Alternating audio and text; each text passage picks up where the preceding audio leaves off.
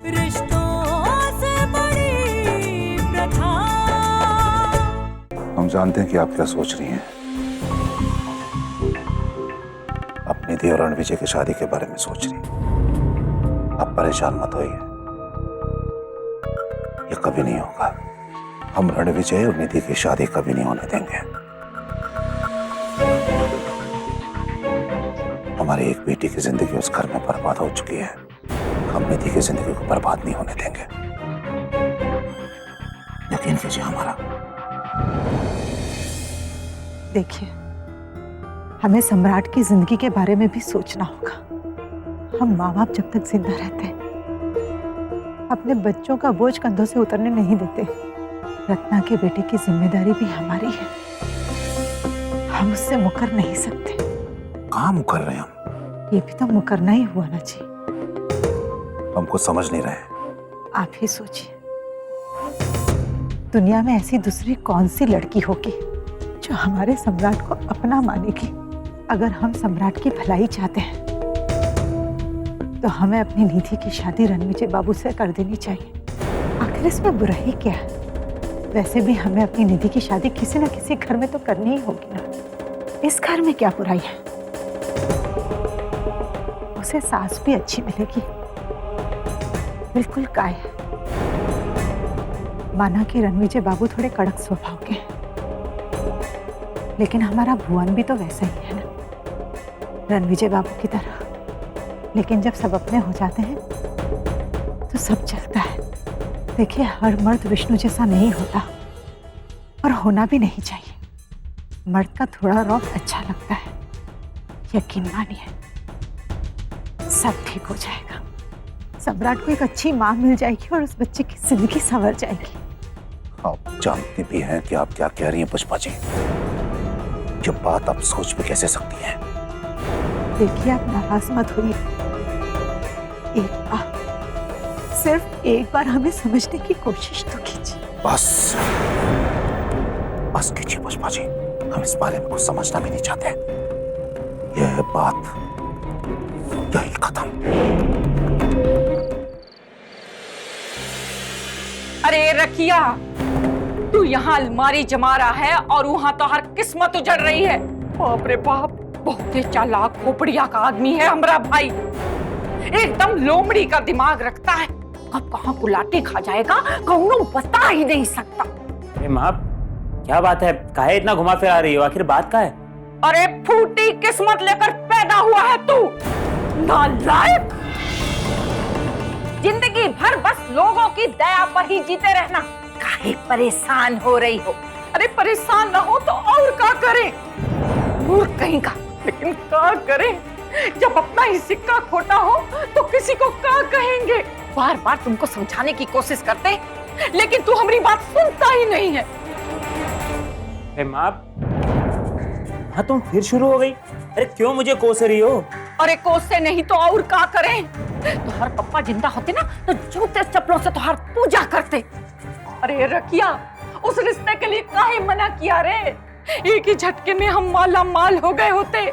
हमारे अपने petrol pump होते, बाग बगीचे होते। अरे माँ, तुम्हें पैसे के अलावा और कुछ नहीं सूझता? हम बोल चुके हैं कि हमें उस लड़की से शादी नहीं करनी, मतलब नहीं करनी। हमें उस चीज से कोई फर्क नहीं पड़ता कि वो कितनी गरीब है या वो करोड़पति है। जब हम एक बार बोल चुके हैं कि हमें शादी नहीं करनी, हम उससे शादी नहीं करना चाहते, बस। अब तो हाथ चाहने ना चाहने से कोनो फर्क नहीं पड़ने वाला है। उक्का है कि रणविजय तैयार हो गया है निधि से शादी के लिए। सोने की चिड़िया अब उसी डाल पर बैठेगी, तू बस ताकते रहना। रणविजय भैया किससे शादी करने के लिए तैयार हो गए? फिर से कहना। रणविजय की शादी मार्कंडे की छोटी बेटी निधि से हो रही है, जिससे हम चाहते थे तुम्हारी शादी करना। काहे मना कर दिया रे? अरे तूने तो अपने सारे इच्छाओं पर पानी फेर दिया। निधि भी रणविजय भैया से शादी करने के लिए तैयार हो गई।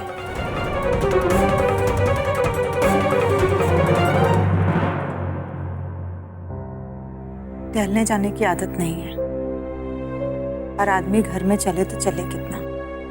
बस इसीलिए अब घुटनों में दर्द रहने लगा है। अरे कौनो बात नहीं, आपको घुटनों में दर्द की चिंता करने की कौनो जरूरत नहीं है। अरे जो हमारा हाथ है ना, इसमें जादू है, जादू। बस आप एक बार सोने से पहले हमारे हाथ से इसमें मालिश करवा लीजिए। अरे देखिए, आप 100 साल तक ऐसे ही चलते फिरते रहिएगा, फिर आपको कभी घुटनों में दर्द नहीं होगा। हमें नहीं जीना 100 साल। हम तो भगवान से बस यही मनाते हैं कि जब तक जिंदा है बस चलते फिरते रहे। सुरभि, मैं ऊपर छत पर जा रहा हूँ, मेरे लिए एक गिलास दूध ले आना। हम अभी लाते हैं।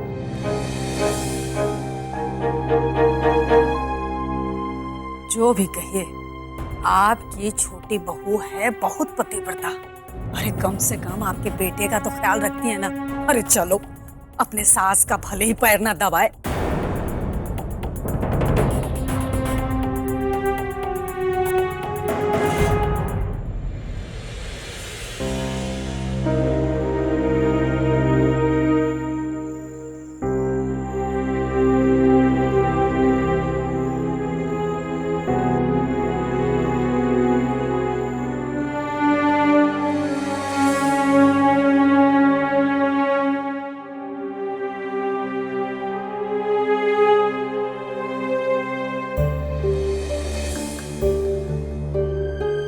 अभय बेटा,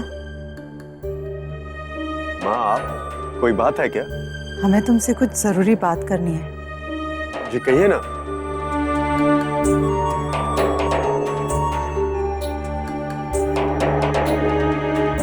अभय बेटा, वो तुम्हारी थोड़ी मदद की जरूरत है।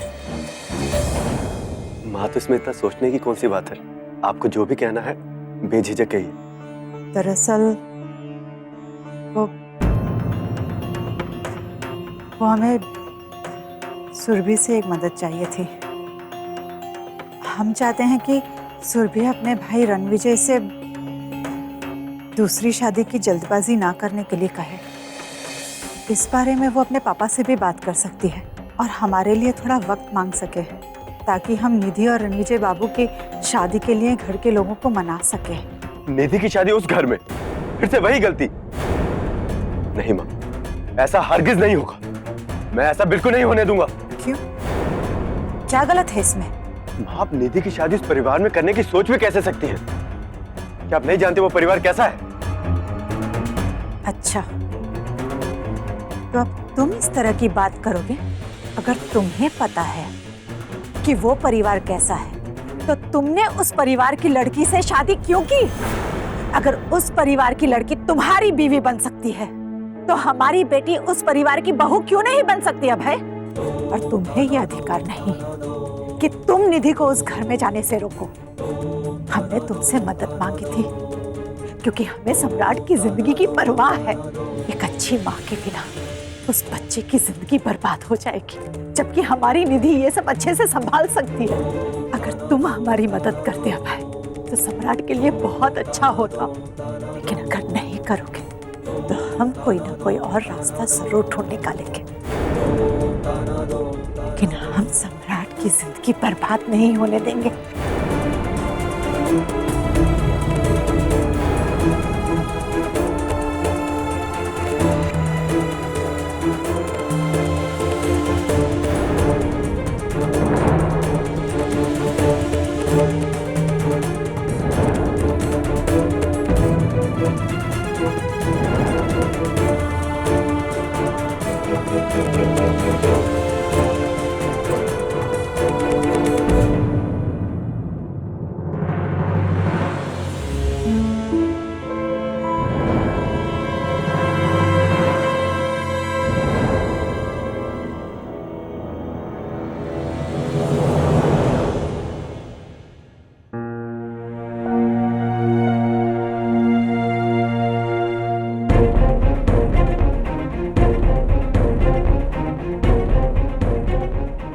अभय, ये सही नहीं है। हम कभी भी निधि की शादी भैया के साथ करने के लिए नहीं कहेंगे। ये गलत है और जानबूझकर ऐसी गलती हम नहीं करेंगे।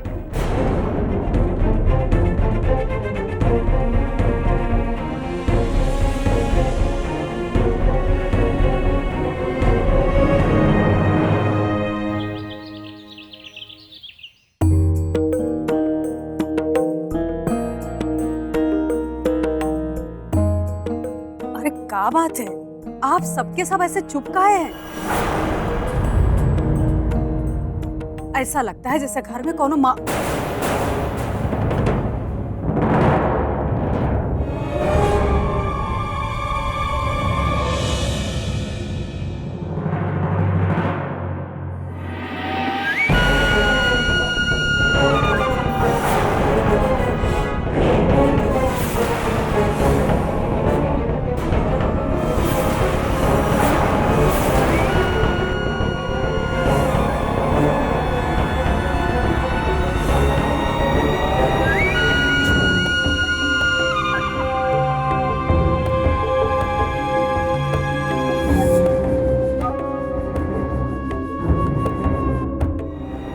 प्रणाम।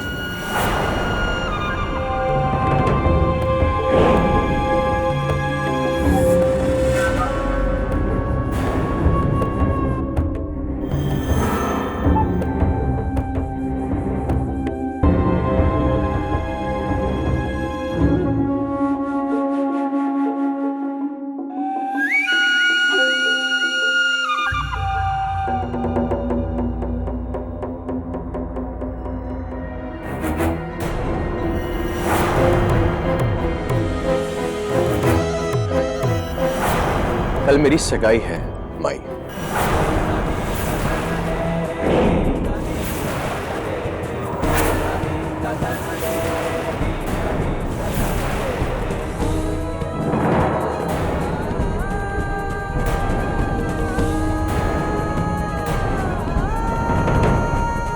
और मैं चाहता हूं कि आप सब परिवार आए और सम्राट की होने वाली नई मां को आशीर्वाद दें।